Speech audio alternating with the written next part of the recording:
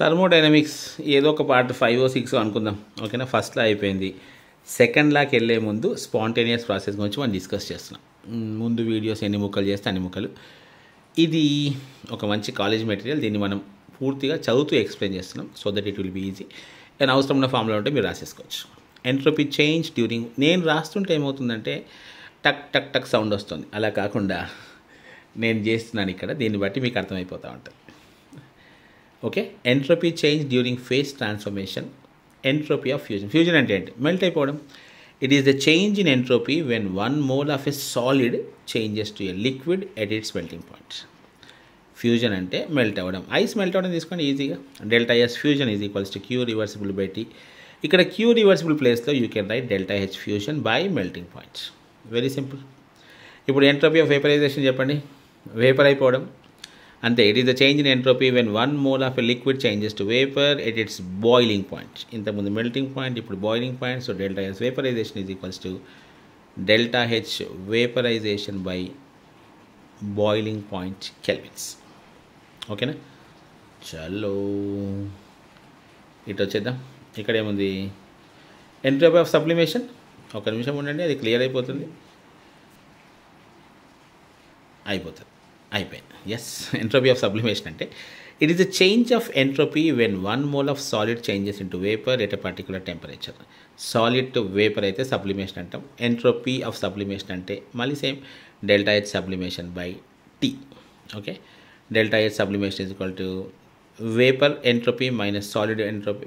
ఇది మనం కనుక్కోవడం కష్టం బెట. ఈ ఎస్ వేపర్ ఎస్ సాలిడ్ కనుక్కోవడం కష్టం, కానీ delta S is equal to delta H by T వేసుకోండి. ఇదే బెస్ట్. చలో, calculation of entropy in chemical reactions for the general reaction P plus P moles of A plus Q moles of B gives us M moles of C plus N moles of D. ఇవన్నీ మనం chemical equilibrium బాగా రాస్తాం గుర్తుందిగా. Delta S naught is given by delta S naught is equal to, చూడండి, M moles of C కాబట్టి M moles of entropy of C not అట్లా రాస్తాడు. Products minus reactants రాస్తాడు, అంత మించి. ఇవన్నీ రాసుకోవడానికి ఇవన్నీ మనం ఎక్కడ వాడం పక్క. Delta S naught are molar entropies. Example for reaction చూడండి, ఇక్కడ H2 + R4 గివ్స్ H2 అని రాశాడు. H2O minus H2 + O2. ఇది సోది. ఈ క్వశ్చన్ చూడండి, latent heat of fusion of ice is 6 kJ/mole. Calculate the entropy change in the fusion of ice. Same formula అదే. Latent heat of fusion of ice is 6 kJ/mole. Calculate the entropy change అన్నాడు. Fusion of ice to fusion temperature ఏంటి బేటా? 0 degrees Celsius. So 273 Kelvin. Q reversible by T. Direct formula వేసండి, answer వచ్చేసి delta S is equals to 21.98 J/Kelvin/mole. Are మనం దాన్ని per గ్రామ్లోకి మార్చాలంటే 18తో divide చేసాం. ఇవన్నీ బచ్చ క్వశ్చన్స్. మనం థియరీ చూద్దాం. చలో, 3 minutesలో అది అయిపోయింది. ఇప్పుడు మనం సెకండ్ లా ఆఫ్ థర్మోడైనమిక్స్కి వచ్చాం. సో ఈ క్లాస్లో సెకండ్ లా ఆఫ్ థర్మోడైనమిక్స్ అవగొట్టేద్దాం. Okay, what is second of thermodynamics? చాలా easy.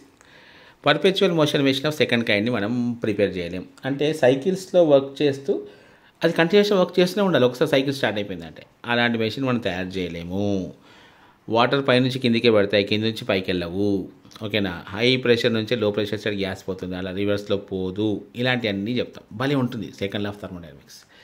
It is stated in various forms. Heat cannot flow from a colder body to a hotter body on its own.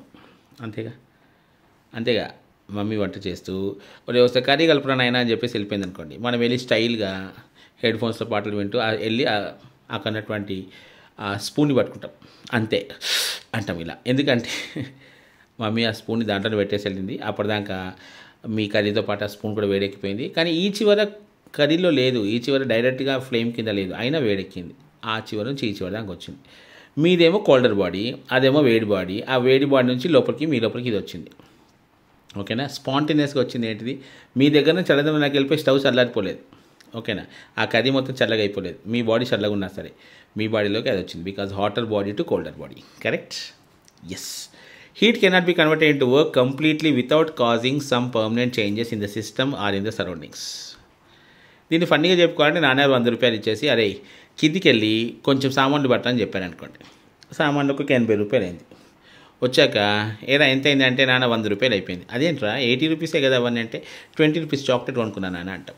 heat cannot be converted into work completely without causing some permanent changes in the system or in the surroundings, right? నీ బాడీకి chocolate కావాల్సిందే, లంచం type అన్నట్టు. అంటే meaning ఏంటంటే ఇక్కడ మొత్తం as it ఈస్గా వర్క్ అవ్వదు, కొంచెం వేస్ట్ అవుతుంది ఇంటర్నల్ ఎనర్జీలో కన్వర్ట్ అవ్వడానికో, లేకపోతే సిస్టమ్కి సరౌండింగ్స్ ఎక్కడో ఎనర్జీ కొంచెం వేస్ట్ అవుతుంది అని అర్థం. హీట్ యాజ్ ఇట్ ఈస్గా మొత్తం వర్క్ అవ్వదు, ప్రాక్టికల్ థింగ్ అది. All spontaneous processes are thermodynamically irreversible and entropy of the system increases. అంటే ఏంటి? స్పాంటేనియస్గా జరిగే ప్రాసెస్లు అన్నీ కూడా రివర్సిబుల్గా ఉండవు, ఒకటే డైరెక్షన్లో పోతుంటాయి. ఒక డైరెక్షన్ పోయే రియాక్షన్లే స్పాంటేనియస్గా ఉంటాయి. ఇంతకుముందు చెప్పుకున్నాం కదా మనం, వేడి అటు నుంచి పోవడం, గ్యాసెస్ హై ప్రెషర్ నుంచి లో ప్రెషర్కి వెళ్ళిపోవడం, అంతే కదా. బెలూన్ అని ఊదుతున్నాం మనం, ఓకేనా, బెలూన్ ఊదాం, ఆల్రెడీ హోల్ ఉన్న బెలూన్ ఊదితే అలాగే గాలి బయటకు వచ్చేస్తూ ఉంటుంది. కానీ బయట ఉన్న గాలి బెలూన్ లోపలికి వెళ్ళిపోతుందా? వెళ్ళదు. వెరీ సింపుల్ థింగ్, అంతేగా. ఇది అలాంటిదే. ఎందుకంటే మీరు గాలి ఊదిన బెలూన్లో ప్రెషర్ ఎక్కువ ఉంది, అది బయటకు రావడానికి ట్రై చేస్తుంది. హై ప్రెషర్ టు లో ప్రెషర్, దట్ ఈస్ స్పాంటేనియస్. అంతేగాని రివర్స్లో జరగదు. అంతేనా? అంతే. It is impossible to construct a machine working in cycles and transfers heat from a lower temperature region to a higher temperature region without intervention of an external agency. Such an imaginary machine is called perpetual motion machine of second kind. ఇంతకు చెప్పారు, సైకిల్స్లో work చేస్తూ higher temperature to lower temperature కాదు, lower temperature నుంచి higher టెంపరేచర్కి, ఓకేనా. So హీట్ని transfer చేసేటువంటి machines impossible. Gibbs energy, ఇక్కడ Gibbs అనే concept ఒకసారి, గిబ్స్ ఫ్రీ ఎనర్జీ అన్నది దాన్ని, గిబ్స్ ఎనర్జీ లేదా Gibbs function, free energy concept. ఏం చెప్తాం గిబ్స్ అంటే? గిబ్స్ ఎనర్జీ అంటే వెరీ సింపుల్ వర్డ్. డెఫినేషన్ ఏంటంటే the available energy to do work, ఎంత పని చేయొచ్చు అనేది Gibbs energy. The available energy to do work is Gibbs energy. Delta H is negative, may be a condition but not necessary and sufficient condition for the spontaneous nature of a reaction. ఇప్పుడు మన స్పాంటేనియస్గా ఉండాలి reaction అంటే రెండు condition చెప్తాం. ఒకటి delta H should be negative, ఒకటి delta S should be positive. కానీ delta H negative ఉన్న అన్ని రియాక్షన్స్ స్పాంటేనియస్ కాదు, డెల్టా ఎస్ పాజిటివ్ ఉన్న అన్ని రియాక్షన్స్ స్పాంటేనియస్ కాదు. ఈ రెండు ఉండాలి. Delta H negative, delta S positive ఉంటే మాత్రం అప్పుడు అన్ని రియాక్షన్స్ స్పాంటేనియస్. కానీ ఈ రెండు ఎప్పుడు ఒకే డైరెక్షన్లో పనిచేయవు. ఓకే, ఫర్ ఎగ్జాంపుల్ అడ్జార్ప్షన్ అనే ఒక ప్రాసెస్ ఉంటుంది. అంటే డస్ట్ ఫామ్ అయ్యే రియాక్షన్ అనుకుందాం, సింపుల్గా చెప్పాలంటే, ఓకేనా. మన కారు బయట పెట్టేసి ఉంటే తెల్లారిక డస్ట్ ఫామ్ అవుతుంది కదా, ఇది అడ్జార్ప్షన్ కాదు కాదు కాదు, కానీ ఊరికి అట్లా అనుకోండి, ఈజీగా ఉంటుంది కాబట్టి. ఇప్పుడు ఎక్కడ ఉన్నటువంటి డస్ట్ పార్టికల్స్, ఫ్రీగా మూవ్ అవుతున్న డస్ట్ పార్టికల్స్ కారు మీద సెటిల్ అయిపోయినాయి, అంటే ర్యాండమ్నెస్ తగ్గిపోయింది. ర్యాండమ్నెస్ తగ్గింది కాబట్టి డెల్టా ఎస్ ఈజ్ నెగటివ్. కానీ అడ్జార్ప్షన్ ఎప్పుడు కూడా ఎగ్జోథర్మిక్. ఎందుకు? ఆ గ్యాస్ మాలిక్యూల్స్, ఆ డస్ట్ పార్టికల్స్కి ఎక్కువ ఎనర్జీ ఉంటే అవి సెటిల్ అయిపోయినా కూడా తక్కువ ఎనర్జీ అయిపోయింది కాబట్టి ఎనర్జీ రిలీజ్ అయిపోయింది. ఎనర్జీ రిలీజ్ అయింది, డెల్టా హెచ్ నెగటివ్, కానీ ర్యాండమ్నెస్ తగ్గిపోయింది, డెల్టా ఎస్ కూడా నెగటివ్. కానీ మనం ఇంతకుముందు చెప్పుకున్న కండిషన్ డెల్టా హెచ్ నెగటివ్ ఉంటే, డెల్టా ఎస్ పాజిటివ్ ఉంటే అప్పుడు స్పాంటేనియస్. ఇప్పుడు సో ఈ కండిషన్ సరిపోదు, delta H negative, delta S positive అనే కండిషన్ సరిపోదు. అదే రాసాం ఇక్కడ. Delta S positive is a condition but it is not necessary and sufficient condition for the spontaneous nature of the reaction. So ఈ రెండింటిని కలిపేసి గిబ్స్ అనేట ఆయన కొత్త ఎక్స్ప్రెషన్ ఇచ్చాడు, ఓకేనా. ఆ కొత్త ఎక్స్ప్రెషన్లో ఏంటంటే ఈ రెండు ఉంటాయి, హెచ్ ఉంటుంది అండ్ ఎస్ ఉంటుంది, ఎంథాల్పీ ఉంటుంది, ఎంట్రోపీ ఉంటుంది. ఈ రెండింటిని కలిపి చెప్తాడు. గిబ్స్ ఎనర్జీ అంటే the available energy to do work, పని చేయడానికి కావాల్సిన ఎనర్జీనే గిబ్స్ ఎనర్జీ అంట. అంటే ఇంకా మిగిలిపోయిన ఎనర్జీ టు డూ వర్క్, అది నెగటివ్గా ఉంటే స్పాంటేనియస్, పాజిటివ్గా ఉంటే నాన్ స్పాంటేనియస్. ఇది కూడా స్టేట్ ఫంక్షన్, ఇది కూడా ఎక్స్టెన్సివ్ ప్రాపర్టీ, అందుకే చేంజ్ మాత్రమే క్యాలిక్యులేట్ చేస్తాం. డెల్టా జీ అంటే మళ్ళీ ఫైనల్ మైనస్ ఇనిషియల్, ఇదంతా యాజ్ ఇట్ ఈస్. సరే, 4 లైన్లు చూద్దామా. Gibbs introduced another thermodynamic function which involved both enthalpy and entropy functions. This is known as free energy function. G is referred as Gibbs energy. G is equal to H minus Ts. Gibbs function is an extensive property and a state function. The change in Gibbs energy for the system delta G system can be written as delta G system is equal to delta H system minus T delta S minus S delta T. S delta T అంటే temperature change is 0. మనం constant temperature దగ్గరనే చేస్తున్నాం reactions అన్నీ కాబట్టి reactions ఎప్పుడు constant temperature. So delta T is equal to 0. So S delta T అనే term అవసరం లేదు. Delta G is equals to delta H minus T delta S, ఇది చాలు. So delta G is equals to delta H minus T delta S అనే formula గుర్తుపెట్టుకుంటే చాలు. అన్ని standard conditions ఉంటాయి. You can keep delta G naught is equal delta H naught minus T delta S not. That's not an issue. The above equation is referred to as the Gibbs equation.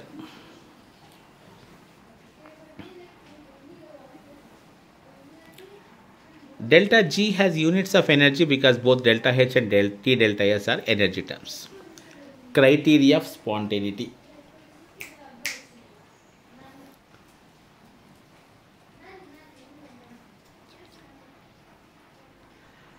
Delta S total is equal to delta S system plus delta S surroundings, right? So, if the system is in thermal equilibrium with the surroundings, then the temperature of the surrounding is same as that of the system. Okay, na?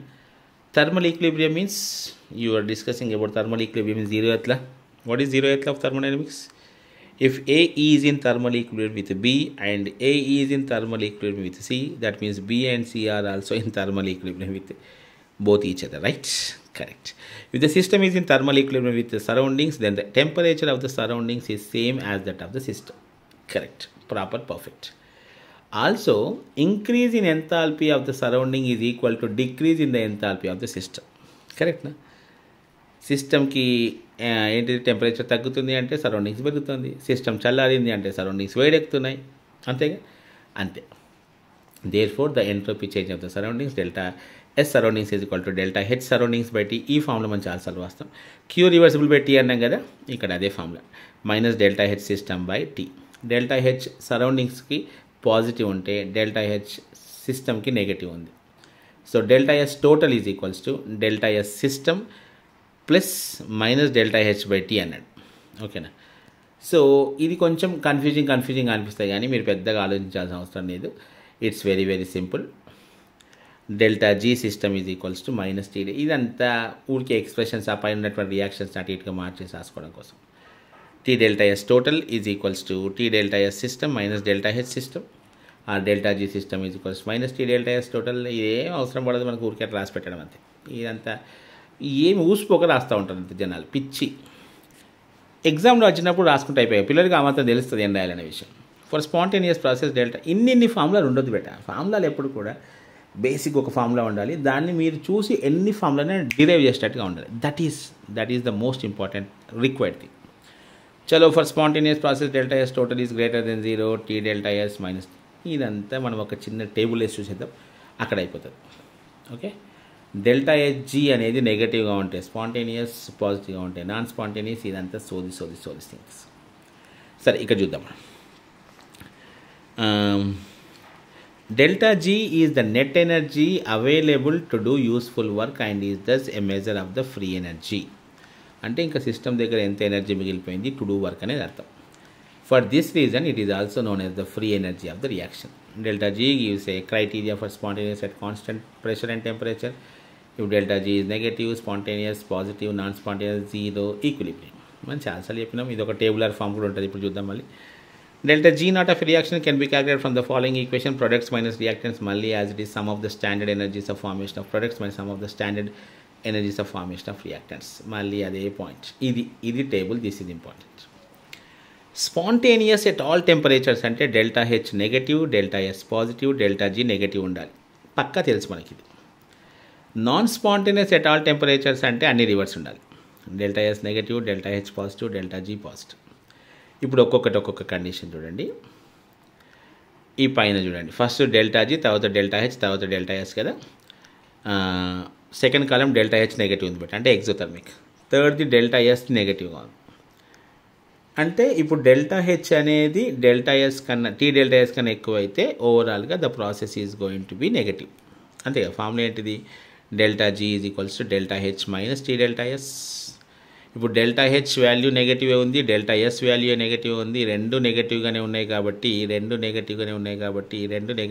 కాబట్టి overall delta G negative అవ్వాలంటే delta H T delta S కన్నా ఎక్కువ ఉండాలి, అంటే temperature తక్కువ ఉండాలి. So delta G negative అయింది కాబట్టి స్పాంటేనియస్ ఎట్ లో టెంపరేచర్. మిగతా అని మీరు ఈజీగా చెప్పేసేయచ్చు. అవే కండిషన్స్ పెట్టాం. ఇప్పుడు డెల్టా జీ పాజిటివ్ అన్నాం అంటే T delta S is more than delta G అని అర్థం. Delta H T delta S is more than delta H, అందుకని హై టెంపరేచర్స్. మళ్ళీ సేమ్ థింగ్, 3 పాజిటివ్ ఉన్నాయి బయట.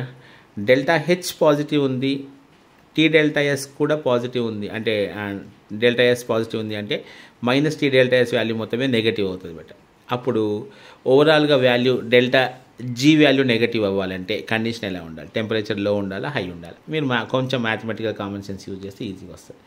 Delta G is equals to delta H minus T. దీనికి short cuts ఏమవుతుంది బెట, కొంచెం కామన్ సెన్స్ యూజ్ చేయండి సార్. ఇంకో 2 minutes మాట్లాడి దీన్ని క్లోజ్ చేసేద్దాం. గివ్స్ energy change and equilibrium delta G naught is related to the equilibrium constant of the reaction as follows. Delta G naught is equal to minus RT L N K or delta G naught is equal to minus 2.303 RT log కే. ఇది ఈక్విలిబ్రియంలో వస్తుంది మనకి, గుర్తుపెట్టుకోండి. Or K equilibrium is equal to e to the power minus delta G naught by RT. ఇవన్నీ సోది reactions, సోది statements. Free energy change and the electrical work done in a cell delta G is equal to minus NFE. F is Faraday. అక్కడ గ్యాప్లు వచ్చేట రావద్దు బెట. F is Faraday. Faraday is equal 96,500 coulombs. ఈ అంటే EMF of the cell, N is number of electrons involved in the balanced electrochemical reaction. ఇది మనకి second year ఎలక్ట్రోకెమిస్ట్రీలో వస్తుంది. సరే ఇక్కడ ఎక్కడైనా వస్తే కనుక ఈ ఫార్ములా వాడండి. Delta G naught is equals to అక్కడ పైన నాట్లు పెట్టేవంత మనం. Delta G is equal to minus NFE, ఆ delta G naught is equal to minus NFE naught cell where it is standard. So ఇక్కడ ఒక 10 questions ఉన్నాయి. ఇక్కడ కూడా కొంచెం ఫాస్ట్గా తిప్పేస్తున్నా, డోంట్ వరీ మచ్. అయిపోయిందా? థర్డ్ లా ఆఫ్ థర్మోడైనమిక్స్ ఇంతే. కాన్సెప్చువల్ క్వశ్చన్ స్టార్ట్ అయిపోయింది కాబట్టి థర్డ్ లా ఆఫ్ థర్మోడైనమిక్స్ ఒక్క నిమిషంలో కొట్టేద్దాం. This is also known as Nernst heat isotherm. It was proposed by Max Planck, W. Richard and Walter in different form. The entropy of a pure and perfectly crystalline substance is zero at the absolute zero temperature. The entropy of a pure and perfectly crystalline substance is zero at the absolute zero temperature. అంతేగా, సాలిడ్స్కి entropy తక్కువ ఉంటుంది. అది పర్ఫెక్ట్గా ఉన్న solid అయితే perfect జీరోగా ఉంటుంది. Third law imposes a limitation on entropy value but not leads to any new thermodynamic concept. అంటే ఏం విషయం లేదని అర్థం. Absolute entropy of substance at a temperature, ఇదంతా లిమిట్స్ 0 to t. ఏంటన్నా ఈ CP/T ఏమీ అవసరం లేదు. Accurate determination of entropy requires that the heat capacity at constant pressure Cp must be determined accurately, but Cp cannot be measured at absolute zero or around absolute zero. అయిపోయింది. Conceptual question start అయిపోయినాయి. అంటే thermodynamics అయిపోయింది. But thermochemistry ఉంది బెట. Thermochemistry అంతా 1 or 2 వీడియోస్తో కొట్టేద్దాం. Mostly ఈరోజే done. చలో, this is lucky sir, bye.